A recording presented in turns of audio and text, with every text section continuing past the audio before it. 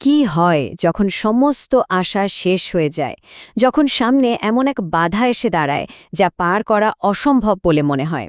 আজকের কাহিনীটা ঠিক সেখান থেকেই শুরু, যেখানে গভীরতম হতাশার অন্ধকার থেকে জ্বলে ওঠে আশার এক অবিশ্বাস্য শিখা। ধর্মকথা 365-এর আজকের পর্বে আপনাদের স্বাগত। তো আমাদের আজকের কাহিনীর নাম সমুদ্র লঙ্ঘনে হনুমান। কিন্তু প্রশ্নটা হলো, কিভাবে তিনি এই অসম্ভবকে সম্ভব করলেন? চলুন সেই গল্পটাই শোনা যাক। একবার শুধু চোখ বন্ধ করে ভাবুন তো, আপনার চোখের সামনে এক বিশাল উত্তাল মহাসাগর, যার গর্জন শুনলে মনে হয় যেন সাক্ষাৎ মৃত্যু আপনাকে ডাকছে, আর তার শেষ কোথায় তার চোখেই দেখা যায় না। গত পর্বে আমরা ঠিক এইখানেই এসে থেমেছিলাম, তাই না?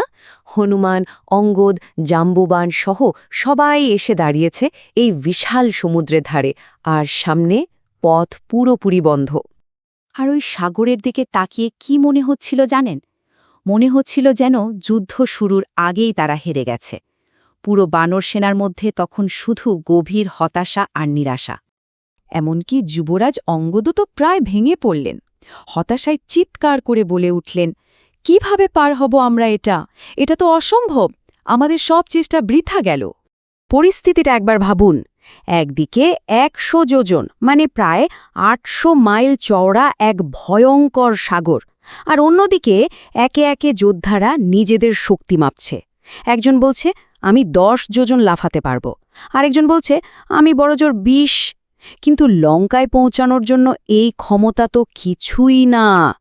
সবার মন থেকে আশাটা যেন একটু একটু করে নিভে যাচ্ছিল। কিন্তু এই সব কিছুর মধ্যে একজন ছিলেন একেবারে চুপ, শান্ত। তিনি আর কেউ নন, স্বয়ং হনুমান।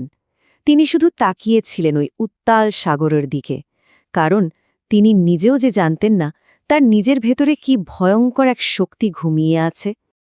আর ঠিক সেই মুহূর্তে যখন সবাই প্রায় হাল ছেড়ে দিয়েছে, এগিয়ে এলেন তিনি, প্রজ্ঞাবান মহাজ্ঞানী জাম্ববান। তার এগিয়ে আসাটা যেন অন্ধকারের মধ্যে এক ঝলক আলোর মতো ছিল। জাম্ববান সোজা হনুমানের কাছে গিয়ে দাঁড়ালেন।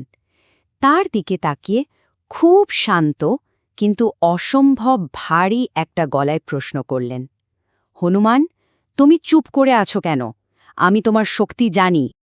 আর জাম্ববানের এই কথাগুলোই ছিল যথেষ্ট। এখান থেকেই গল্পের মোড় ঘুরতে শুরু করে, কারণ জাম্ববানী হনুমানকে মনে করিয়ে দিতে চলেছেন তার ভুলে যাওয়া আসল পরিচয়, তার অসীম ক্ষমতার কথা। তিনি হনুমানের ভেতরের সেই ঘুমন্ত সিংহটাকে জাগিয়ে তোলার সিদ্ধান্ত নিলেন। আর তারপর জাম্ববান যা বললেন তা যেন কোনো মন্ত্রের চেয়ে কম ছিল না। তিনি বলতে শুরু করলেন, তুমি তো সাধারণ কেউ নও, তুমি পবনপুত্র, তোমার শক্তি অসীম। এই সামান্য সাগর পার হওয়া তোমার কাছে কিছুই না, তুমি তো পর্বত উপড়ে ফেলতে পারো। তোমার সামনে দাঁড়ানোর মতো কোনো শত্রু নেই। আর শেষে বললেন, তুমি তোমার শক্তি ভুলে গেছো হনুমান, কিন্তু সেই শক্তি এখনও তোমার মধ্যেই আছে। জাম্ববানের প্রত্যেকটা কথা যেন বিদ্যুতের মতো হনুমানের শরীরে প্রবেশ করছিল, আর সঙ্গে সঙ্গে তার ভেতরে কিছু একটা বদলে যেতে শুরু করল। যুগ যুগ ধরে ঘুমিয়ে থাকা সেই আসল শক্তি জেগে উঠতে শুরু করল। দেখতে দেখতে কি হলো দেখুন। প্রথমে তার চোখ দুটি যেন জ্বলে উঠল, তারপর তার বুকটা গর্বে ফুলে দ্বিগুণ হয়ে গেল, আর তারপর তার শরীরটা ধীরে ধীরে বাড়তে শুরু করল, এক বিশাল পর্বতের আকার নিতে শুরু করল। আর অবশেষে সেই মহাজাগতিক শক্তি পুরোপুরি জেগে উঠল। ব্যাস, মুহূর্তের মধ্যে সব হতাশা উধাও। তার জায়গায় চলে এলো অকল্পনীয় আত্মবিশ্বাস। আর এখন অপেক্ষা শুধু সেই একটা মুহূর্তের, রামায়ণের ইতিহাসের সেই মহাকাব্যিক লাফের।